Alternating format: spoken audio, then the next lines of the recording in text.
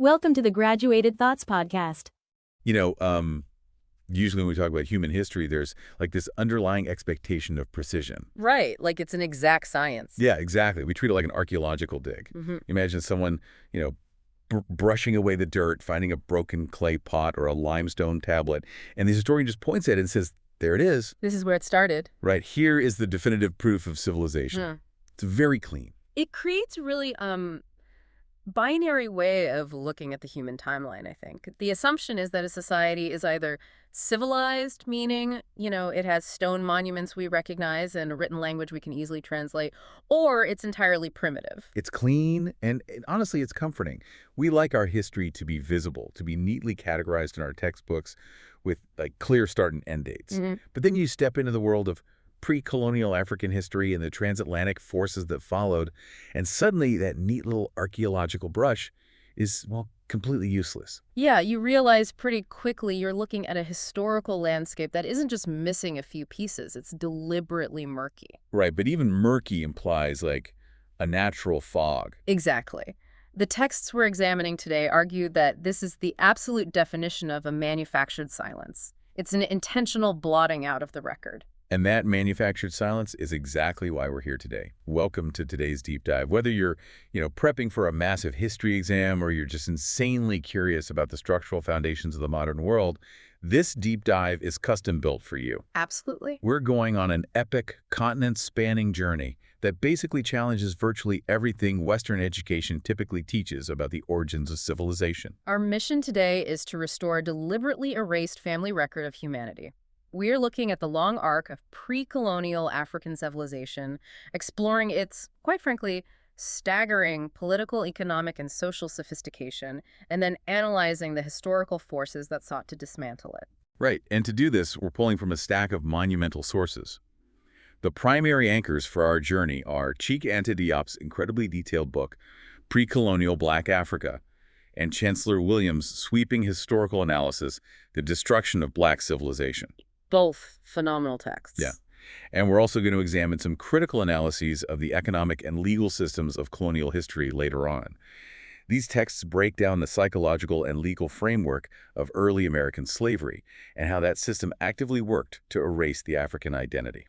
But before we dive into those legal frameworks later in the discussion, it's really vital to offer a brief disclaimer regarding the source material. Good point. Some of the texts examining the colonial and early American legal eras use incredibly specific clinical terminology to describe the atrocities of the period. For instance, the authors characterize the legal systems of early America as psychopathic and sociopathic in their construction. Right. And we just want to be clear, our role here is not to take political sides or to editorialize. Exactly. We are acting as impartial guides to impart the exact ideas, perspectives, and historical arguments contained within these texts, allowing you to understand the specific legal architecture being described. We're just laying out the blueprints these historians have uncovered. And the very first blueprint we need to look at involves smashing a really pervasive myth. The Samuel Baker myth. Yes. If you read the journals of 19th century European explorers, you see this narrative over and over again. Take the British explorer Samuel Baker. He looked at the massive swamps south of Khartoum and concluded that Africa essentially had no history before European contact. Which is just wild. It's wild. His exact takeaway was that human life there had just rotated in aimless cycles like animal life since the beginning of time. The audacity of that claim is just staggering, especially when you hold it up against the actual archaeological and historical data. I mean, Chancellor Williams completely dismantles Baker's myth by laying out a definitive 5,000-year timeline. 5,000 years. Right. We're not talking about isolated, wandering tribes caught in a geographic loop. Williams details an incredibly long arc of Black civilization that began in the heartlands of Kemet and Nubia. And to understand this, Williams fundamentally redraws the map for us, doesn't he? He does. He points out that the vast territory of the ancient Ethiopian Empire was the true heartland of the Black race. Kemet, which we know today as early Egypt, was simply its northernmost outpost. Wait, wow. Yeah, Williams calls Kemet Ethiopia's oldest daughter. Okay, I have to pause you right there because I know you, listening right now, are probably thinking what I thought when I read that. I'm looking at this map, and literally everything I was taught in Western academia says Egypt is a Middle Eastern or Mediterranean civilization. You're right, that's the standard narrative. So how did that massive geographical and cultural disconnect happen? How do you separate the daughter from the mother so completely? Well, Williams describes this disconnect as the Great Silence. It wasn't an accident of geography, it was a systematic process of renaming and reclassifying by European academia. Like a deliberate cover-up. Exactly. They essentially blotted out Black achievements by changing the nomenclature. For instance, they used Greek and Arabic names to replace original African ones. Oh, wow. Yeah. So the ancient, glorious African city of No became known to Western students as Thebes. Thebes. Okay, I know Thebes. I had no idea his original name was No. Right. But the erasure went beyond just maps. When early writers documented the history of Kemet, they took conventional royal portraits and simply misclassified the facial features as Caucasoid. So they literally just looked at the statues and paintings and said, nope, those are white people. Basically, yeah. It is the historical equivalent of, like, finding a masterpiece painting, aggressively scraping off the artist's signature, writing your own name over the damage, and then spending a century convincing the world the original artist never even owned a paintbrush. That analogy perfectly captures the mechanics of the erasure. And the civilization they were erasing wasn't built overnight either. Williams spends a great deal of time detailing what he calls a 5,000-year seesaw conflict between Africans and invading Asian nomads. Walk me through that seesaw. What's driving that? Well, if we look at the environmental mechanics of this, the Sahara wasn't always a desert. As the climate shifted and the land dried out over millennia, massive populations were forced toward the fertile basin of the Nile. Because that's where the water is. Exactly. This created a crucible. You have indigenous African populations defending this incredibly valuable, fertile strip of land from continuous waves of nomadic invaders coming in from Asia and the Mediterranean. So it's constant pressure. Constant. For centuries, the capital moved and borders shifted back and forth depending on who held the military advantage. But the central drive of this indigenous land was constant consolidation. Eventually, this immense pressure leads to the unification of the two lands, Upper and Lower Egypt. Which brings us to the building of empires that, frankly, make ancient Europe look like a sleepy, disorganized village. Let's talk about Menes. Menes. Yes. The sources note that Menes unified the regions and built the city of Memphis around 3100 BC. Just to put that number in perspective for you, 3100 BC is thousands of years before Rome was even a concept. Oh, yeah. Rome wasn't founded until roughly 1000 BC. So Memphis is already ancient history by the time Romans are, like, building their first huts. Furthermore, Memphis wasn't just a rudimentary settlement. Williams details how Memphis was known as the City of 100 Gates. 100 gates. It spread 6 square miles across both sides of the Nile. It featured wide, paved avenues lined with sphinxes, massive temples, and palaces that were designed with roads wide enough to accommodate colorful chariots driven 20 abreast. Wait, 20 abreast, like 20 chariots side by side. Side by side. The West Bank of Memphis was a massive beehive of industrial and commercial activity. And the architectural leaps happening during this period are mind-bending. I mean, you read about the invention of hieroglyphic writing and advanced stone quarrying, but the evolution of their buildings really caught my attention. Your mastabas. Yes. The texts talk about the construction of the first massive brick mastabas, which preceded the Great Pyramids. Walk me through the actual mechanics of that. What is a mastaba, and how does it lead to a pyramid? Okay, so a mastaba is a flat-roofed rectangular structure with outward-sloping sides. They were built out of mud bricks or stone, and they were used as tombs for the elite. Okay. The architectural genius of this era was figuring out the structural engineering required to bear massive amounts of weight without collapsing inward. By mastering the geometry of the mastaba, the architects realized they could stack them, placing a slightly smaller mastaba on top of a larger one over and over. Oh, I see. Yeah, this evolutionary leap in engineering is what gave us the step pyramid of Djoser. And we absolutely cannot talk about the step pyramid without bringing up Imhotep. An absolute genius. The text refers to him as the world's first architect and the father of scientific medicine. We are talking about a polymath operating in an entirely Black African society who was diagnosing diseases and engineering skyscrapers while the rest of the world was barely figuring out bronze. Yeah. It completely shatters Samuel Baker's aimless cycles myth. It really does.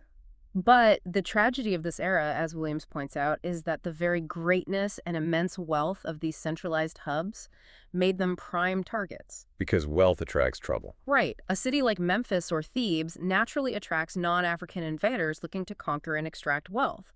But the critical takeaway from Williams's research is that when these northern outposts eventually fell to waves of invasions, the brilliance of the civilization didn't just vanish into the ether. It didn't just disappear. No, the people migrated, the architectural knowledge, the systems of governance, the medical science, it all moved southward and westward.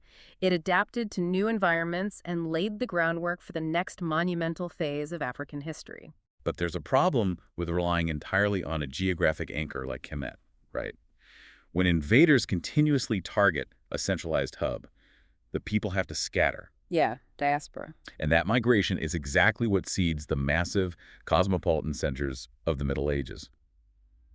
We're moving into the golden age of West African empires: Ghana, Mali, and Songhai. A fascinating period. To give you a historical anchor, it's like looking at Charlemagne's attempt to centralize Europe in the 8th century, but realizing the Empire of Ghana had already beaten him to it by 500 years. Cheikh Anta Diop's work provides a meticulous breakdown of this era. He notes that the Empire of Ghana predated Charlemagne by half a millennium, and its defining characteristic was an incredible degree of stability. Stability. Yeah, this wasn't a loose confederation of warring tribes. It was a deeply structured society governed by a strict adherence to ancient African traditions. There's an account from a writer named Bakri, right? Yes, the 11th century writer Bakri. He spent time observing Ghana and documented its profound political constitution. He noted a complex organization that successfully managed to incorporate diverse trade influences from across the Sahara while completely maintaining its core African identity and legal structures. That's incredible. And then you transition into the Empire of Mali, which just like oozed international prestige. Oh, absolutely. If you know one name from this era, is probably Mansa Musa, or Gongo Musa, as Diop refers to him. His wealth is legendary. I mean, the stories of him literally destabilizing the gold market in Cairo during his pilgrimage to Mecca are famous. He spent so much gold, he caused inflation. Exactly. But Diop shares a specific anecdote from the historian Ibn Khaldun that totally flipped the script for me regarding how we view the power dynamics of this era. The jesters. Yes, Ibn Khaldun wrote about white Arab courtiers actively serving as jesters in the royal African courts of Mali. Yeah, he specifically names figures like Abu Ishaq el-Tonijan el-Marmar and others who were embedded in Mansa Musa's entourage. Their role was essentially to entertain the emperor and vie for his favor. It's just such a striking role reversal from the typical Western narratives we're fed. It really is. In colonial textbooks, Europeans or Arabs are perpetually depicted as the masters, the civilizers, or the dominant economic forces. But here, Diop uses the historical record to show that the African emperor was the undisputed sovereign of immense global power.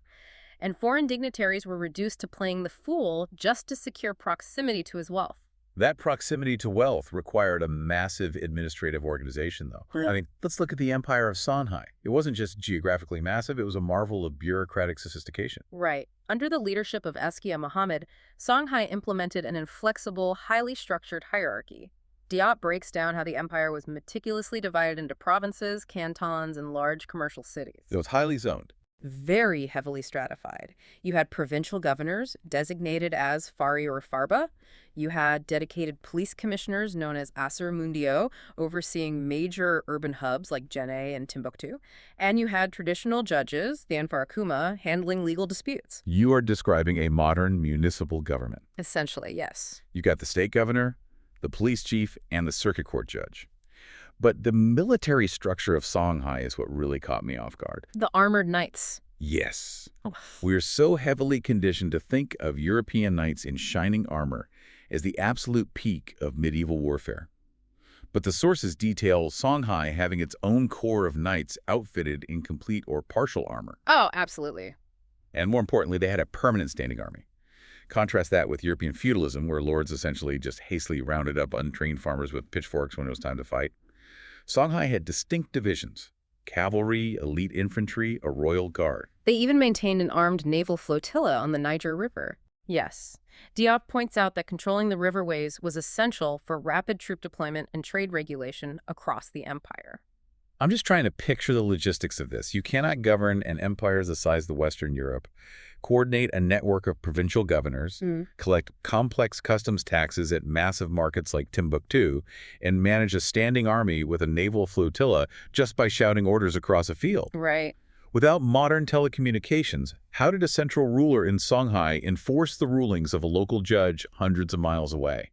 They relied on profound literacy and highly structured communication relays. Okay. Diop's research confirms a very high level of documentation. Epistolary correspondence letter writing was common practice among the rulers, bureaucracy, and the scholarly class. We have surviving records of the Eskiyas carrying on complex private and political correspondence. So they're writing letters back and forth to govern. Exactly. And they utilized robust accounting systems to track taxes and customs fees at commercial hubs. They didn't rely on word of mouth. They used royal seals and physical tokens of authenticity. The detail Diop shares about the boot token is brilliant. It is a perfect example of administrative pragmatism.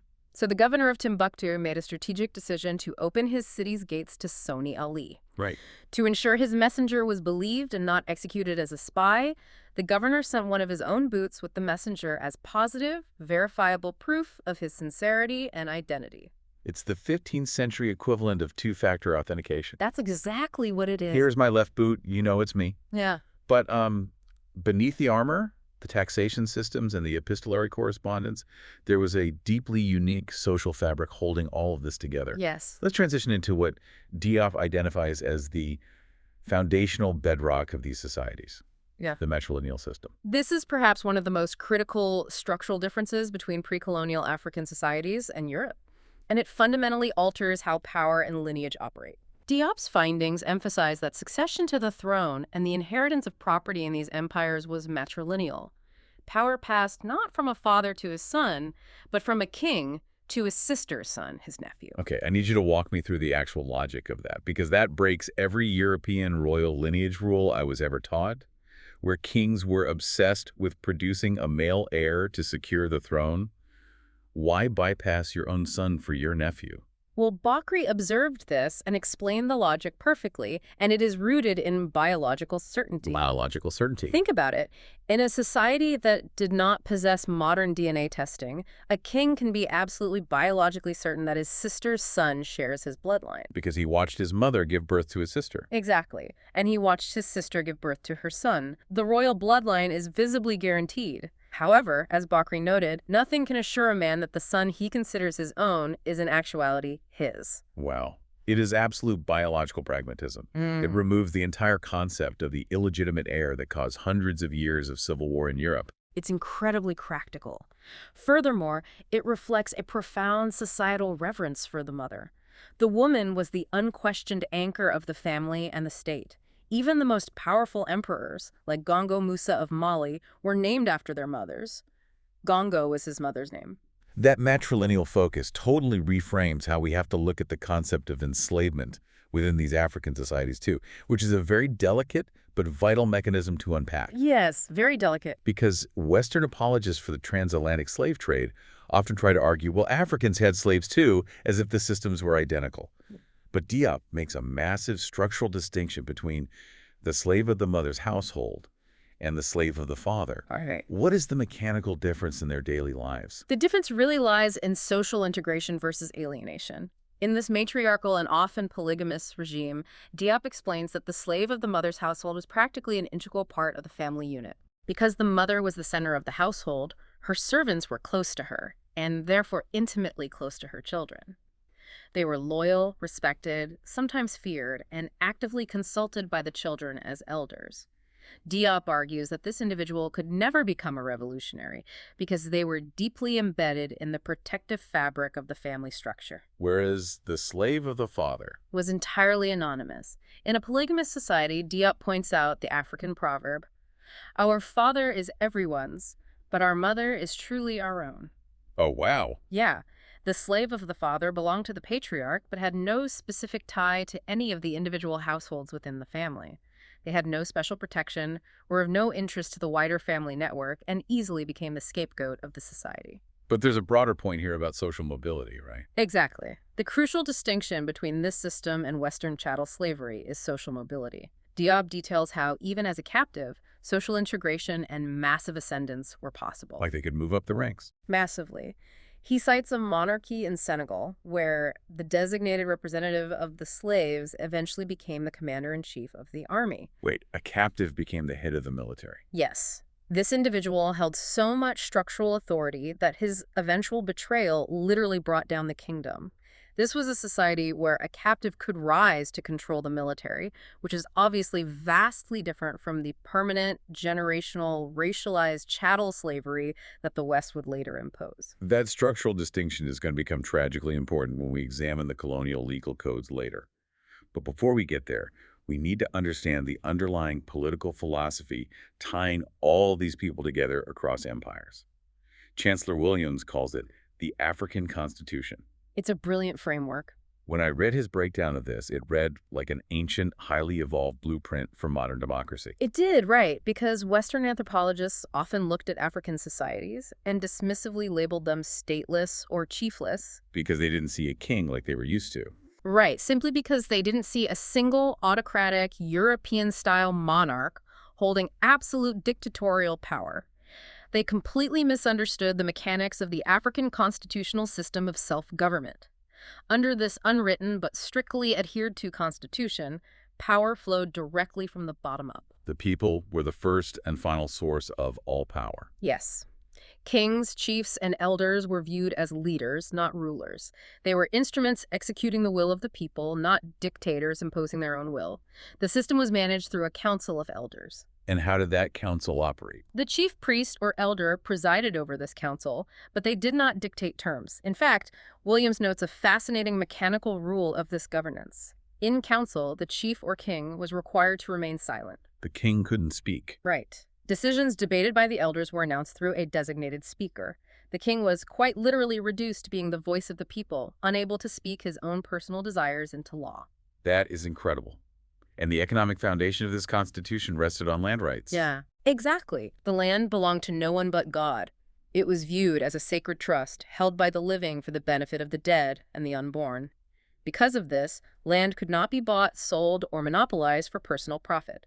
Every family had a right to land for sustenance, ensuring a baseline of economic equality that prevented the rise of a destitute, landless peasant class. Okay, I am really struggling to reconcile this next part then. What's that? Well, we have incredibly wealthy empires. We have impenetrable armor, taxation systems, profound literacy with epistolary correspondence, a matrilineal anchor guaranteeing stable succession, and a deeply democratic constitution where the leader is beholden to the people. A very strong society. Yes.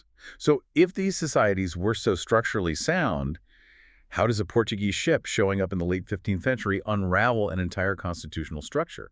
It doesn't make logical sense that they would just hand over the keys to the continent. Well, they didn't. The transatlantic forces didn't initially shatter Mali or Songhai. They found their opening in a society that had already deviated from the African constitution. Oh, I see. To understand the collapse, we have to look at the Kingdom of Congo, located in the Congo River Basin. When the Portuguese, led by Diogo Caon, arrived in 1483, Congo was an incredibly centralized, massive state. Its capital, Mbanza, had a population of 60,000 people by 1500. Let me make sure I understand the timeline here. Yeah. 60,000 people in 1500. That means Mbanza was significantly larger than London at the exact same point in history. Oh, yes, it was a massive metropolis. But Congo had a fatal structural flaw. Unlike the democratic, bottom-up African constitution we just analyzed, Congo's political structure was highly absolutist and extractive. Top-heavy. Very.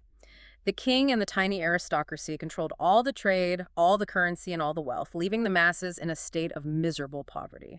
There was no empowered council of elders holding the king accountable, and land was not held in trust for the people. So it was a powder keg waiting to blow. And then the Europeans introduced the spark. Precisely. The Congolese elite were fascinated by European goods, specifically literacy, European dress styles, and most devastatingly, firearms. The guns. Because the institutions were already extractive, this new Atlantic trade opportunity didn't lead to a flourishing middle class.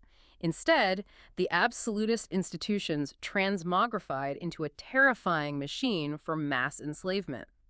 The mechanics of the gun slave cycle took hold. How did that cycle work? The king and the aristocracy used their newly acquired European firearms to violently capture and sell their own impoverished people, as well as neighboring tribes, to the Portuguese.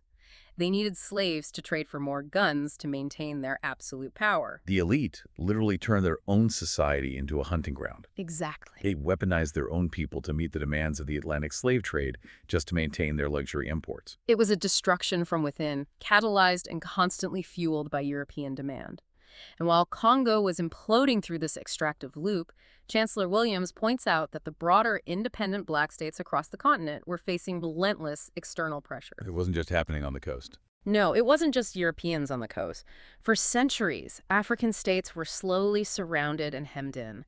They faced aggressive Arab imperialism pushing down from across the Sahara, while simultaneously dealing with European Christian imperialism encroaching from the seacoasts. They're geographically trapped. The borders are physically closing in on them from the north, the east, and the west. This relentless pressure forced immense populations into seemingly endless migrations. Entire communities were constantly fleeing slave hunters, trying to find arable land to rebuild their societies. Which is devastating for continuity. Exactly, and this is a crucial point Williams makes. This constant fleeing and resettling splintered a once unified people with common origins into countless isolated groups. It created the different dialects, the tribal antagonisms, and the fractured societies that later Western observers would mistakenly assume had just always been that way. Right, they show up, see the chaos, and say, look, they've always been chaotic. Exactly. But we see the remnants of incredible societies like Great Zimbabwe, massive, sophisticated stone complexes built in the southern part of the continent, which proved that the architectural and societal brilliance continued to migrate and attempt to rebuild. But they just kept getting pushed. Yes. European imperialism didn't just conquer Africa, it actively checked and replaced Arab imperialism, compounding centuries of disruption and eventually turning the entire African societal structure completely inside out. Which forces us to ask the heaviest question of this deep dive. Yeah. What happens to the descendants of these highly sophisticated, constitutionally governed matrilineal people when they are captured, stripped of their lineage, and forced across the Atlantic?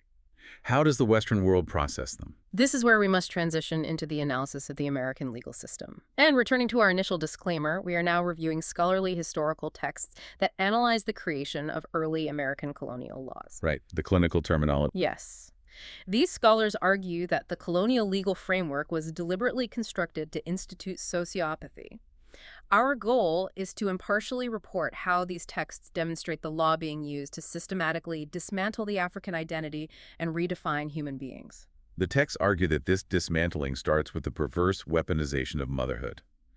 We just spent time detailing the African reverence for the mother, how the matrilineal line guaranteed biological purity, social cohesion, and political stability. The anchor of the society? Right. The colonial legal system took that exact sacred concept and reverse-engineered it into a perpetual economic engine for slavery. The pivot point occurs in 1662.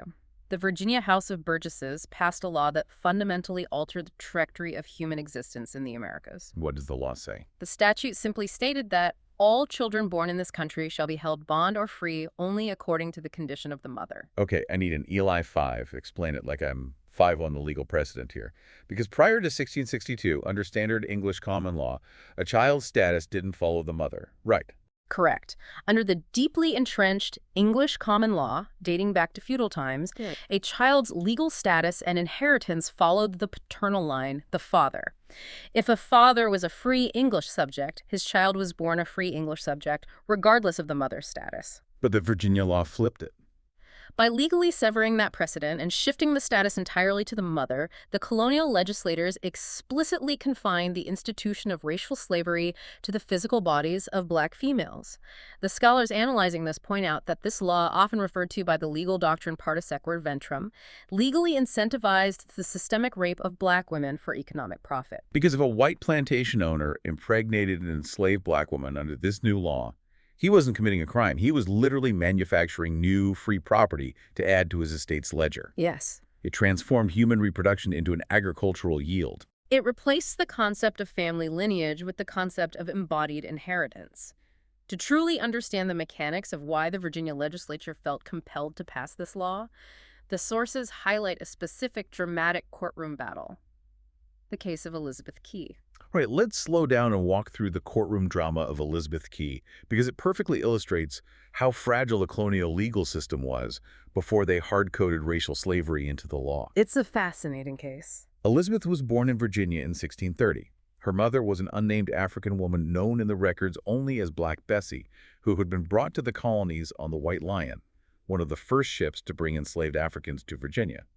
Her father was Thomas Key, a wealthy white slave owner and, crucially, a member of the Virginia legislature. And the court records indicate that Thomas Key brutally assaulted Bessie. When Elizabeth was born, Thomas Key was brought before the court, but not for the assault. Of course not. He was charged with fathering an illegitimate child. He initially lied to the court, claiming a Turk was the true father, but witness testimony proved otherwise. The crucial detail here is that the colonial court did not view the violence against Bessie as a crime. They merely fined Thomas Key for the social indiscretion of an illegitimate birth. So the assault of an enslaved woman wasn't recognized by the law. So Thomas Key pays his fine. He officially acknowledges Elizabeth as his daughter. He has her baptized as a Christian in the Church of England. And eventually, before he dies, he arranges an indenture contract for her. Great, an indenture. Under this contract, she is supposed to serve a family and then be legally freed at age 15. But Thomas Key dies, the contract gets sold and traded, and eventually Elizabeth ends up serving the estate of a wealthy man named Colonel John Mottram. When Mottram dies in 1655, Elizabeth is 25 years old. She has a son, John, who is fathered by a white indentured servant named William Grinstead. The heirs of Mottram's massive estate are assessing their wealth. They look at Elizabeth and her son, and they decide they simply do not want to honor her original indenture contract. Right, they see property. Exactly. They legally classify Elizabeth and John as Negroes and claim them as permanent, lifetime property to boost the financial valuation of the estate. This is where the legal battle begins. Elizabeth, utilizing William Grinstead as her legal representation, sues the Mottram estate for her freedom. Wow. Now, initially, the lower court, operating under the traditional English common law where status follows the father, rules entirely in her favor. She successfully argued that she was the recognized daughter of a free white Englishman, she was a baptized Christian, and she had served her indenture. Under common law, she was free. But the Mottram heirs refused to lose their property, so they appealed the decision, and the higher courts immediately flipped the script. The appellate courts deny her liberty strictly based on her mother's status as an enslaved African woman. The case becomes a massive scandal. And eventually goes all the way to the Virginia General Assembly. The Assembly does eventually grant Elizabeth Key her freedom. However, this was largely because an 80-year-old former servant provided irrefutable testimony regarding Thomas Key's paternity, and because her Christian faith made permanent enslavement legally complicated under English law at the time. So she won in a technicality. Basically. Well. But the scholars emphasize the terrifying reality this case exposed to the colonial elite. Elizabeth's entire human existence and the freedom of her son rested entirely on the arbitrary rulings of white male property owners. Right. Her personal merit, her human rights played absolutely no role. The legal argument was purely a debate over property valuation versus a fragile common law precedent. And the historians point out that it was exactly Elizabeth Key's successful lawsuit that terrified the white legislative elite and directly caused the passage of the 1662 Motherhood Law. They saw the writing on the wall. They looked at her case and realized a fatal loophole. If black women could successfully use the colonial courts and their white fathers' lineage to claim freedom, the entire economic engine of plantation slavery would eventually collapse under the weight of lawsuits. So they changed the code. They made motherhood the inescapable trap. It was a deliberate architectural redesign of society, and once they successfully closed that loophole, the legislative barrage didn't stop. No, it got worse. The texts point us to a 1664 Maryland law explicitly designed to maintain racial purity and terrorize the white populace into compliance. This law specifically forbade freeborn white women from marrying enslaved black men. And the case of Eleanor Butler, known historically as Irish Nell, is the prime example of this law in action tonight. Yeah. Nell was a white indentured servant who fell in love with and married Charles, an enslaved black man owned by Major William Borman. They were officially married by a Catholic priest in 1681. Lord Baltimore, the governor of the Maryland colony, was reportedly aghast when he learned of this union. Under the draconian 1664 law, any freeborn woman who married a slave was legally required to serve the master of that slave for the entire duration of her husband's life. That's horrifying. But the most insidious part of the law dictated that all of their future children would be born as slaves to that master. Despite knowing the consequences, Nell insisted on marrying Charles. Her descendants spent over 100 years trapped in the court systems fighting for their freedom, finally winning it in the 1780s. Over a century. Yeah. The authors argue that the explicit intent of this law was twofold: to severely punish white women who dared betray the newly constructed racial hierarchy, and to definitively codify that black men were synonymous with lifelong, contagious enslavement. And that contagious enslavement leads us to what might be the darkest, most clinical piece of legislation in this entire deep dive: the Casual Killing Act of 1669, passed in Virginia. The scholars analyzing these laws argue that the Casual Killing Act represents the moment the legal system officially stripped the final shred of humanity from the black body. What exactly did it do? The text of the law stated that if a slave resisted their master, or resisted anyone appointed by the master to correct them, and if by the extremity of that violent correction the slave chanced to die, that death shall not be accounted a felony. They literally legalized murder. Yeah. With the sole caveat being that the victim had to be classified as your legal property.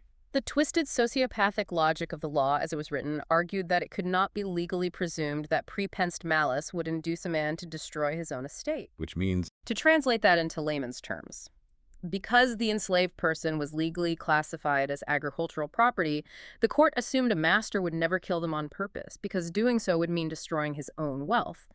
Therefore, if the enslaved person died during a brutal punishment, the law declared it was merely an accident, a casual killing. roughly equivalent to a plow breaking in the field. Precisely. It is the ultimate legally sanctioned reduction of a human being to an inanimate object. The legal scholars conclude that this environment wasn't just a harsh byproduct of a different time. It was a carefully constructed, highly maintained system. It actively incentivized physical abuse. It provided total legal immunity for the abusers. And it fundamentally pathologized black existence in the Americas. Right. When you place the clinical brutality of the Casual Killing Act next to the deeply democratic African constitution we discussed earlier, where the king must sit in silence and act only as the humble voice of the people, the historical contrast is absolutely devastating. It really is. We started this journey looking at the architectural marvels of the mastabas and the medical triumphs of Kemet. The 5,000-year arc. Right. We walked through the sprawling, highly literate, scholarly ministries of Songhai and Mali, exploring complex bureaucratic relays and epistolary correspondence. We examined societies firmly anchored by a reverence for the mother and governed from the bottom up by the will of the people. Yes. And we ended up in the belly of an American legal system that purposefully, methodically utilized the courts to reduce those exact same people to breeding stock and legally expendable property. And returning to our initial premise, that stark contrast brings us back to why uncovering the specific history matters so deeply.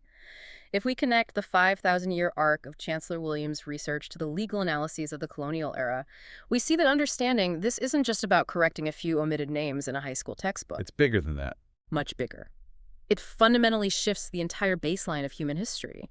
The systemic poverty, the political chaos, or the societal struggles often associated with African history, or the black diaspora in modern Western media. They are not an inherent state of being. They are the manufactured result of centuries of targeted disruption, extractive economics, and psychopathic legal codes. Precisely. When you fully recognize the existence of the African Constitution, the sprawling bureaucracy of Songhai, and the 5,000-year foundational arc of Kemet, you realize that the colonial narrative of bringing civilization to the uncivilized was a complete calculated fabrication. It was a cover story. It was a necessary myth created to justify a highly extractive, incredibly violent global economic system. Knowing the true origin story, restoring that erased family record, permanently changes the lens through which you must view the present world. So what does this all mean for you, listening right now? We started this deep dive talking about that neat, comforting archaeological dig, how history is rarely just a broken pot waiting to be easily categorized. Right. Today, we've thrown away that little brush. We've looked at the massive blueprints hidden underneath the manufactured fog. We've seen the brilliance of empires that predated Europe's rise.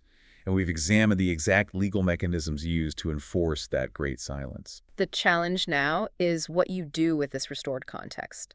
How do you apply the knowledge of these erased structures to the world you navigate every day? Which leaves me with a final, completely different angle for you to mull over. We've just seen how 17th century colonial lawmakers literally engineered a new social reality through a few lines of legal code redefining human beings as property to build an economic empire. Today, our reality isn't just shaped by colonial laws. It's being shaped by digital algorithms, user agreements, and massive opaque data structures. If the foundational wealth of our modern world was built on a legally mandated silence, a deliberate blotting out of human dignity through code written by a powerful elite, we have to ask, what modern legal or digital codes are we blindly accepting today? What invisible architectures are currently manufacturing the inequalities of tomorrow, and whose history is being quietly erased right now while we scroll? Keep digging, keep questioning, and never stop learning.